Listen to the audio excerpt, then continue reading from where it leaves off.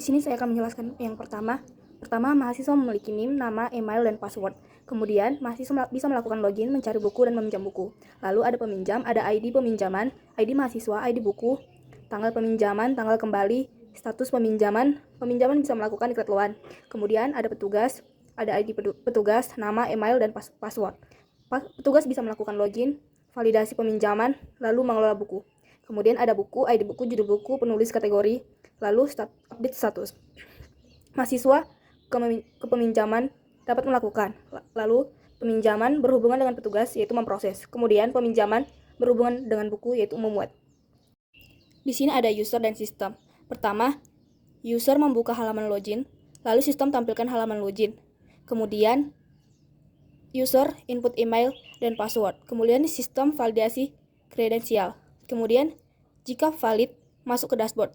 Jika gagal, tampilan pesan akan error.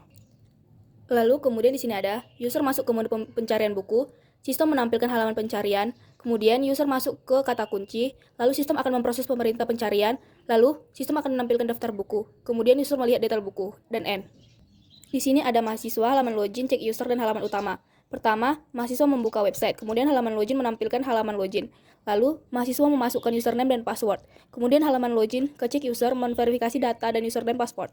Kemudian, halaman login verifikasi. Lalu, cek user menampilkan halaman utama. Jika tidak valid, maka menampilkan pesan error. Di sini ada mahasiswa, system, compiler, dan database. Pertama, mahasiswa masuk ke menu pencarian buku.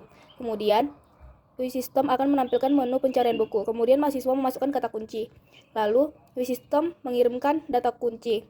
Kemudian, compiler ke system mengirimkan daftar buku. Lalu, sistem ke mahasiswa menampilkan daftar buku. Kemudian, mahasiswa memilih salah satu buku untuk melihat detail. Lalu, sistem controller minta detail buku. Kemudian, controller ke database ambil detail buku. Lalu, database ke controller melihat detail buku. Kemudian, controller ke sistem tampilkan detail buku.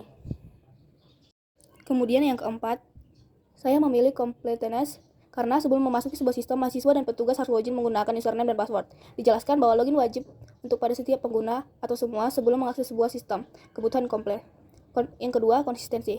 Sistem mengubah status buku menjadi dipinjam setelah approve oleh petugas. Sistem akan secara konsisten untuk approve buku, lalu mengubah status. Kebutuhan konsisten. Kemudian kelima, saya memilih observabilitas karena kemampuan perangkat lunak memberikan informasi yang jelas tentang apa yang terjadi di dalam sebuah sistem.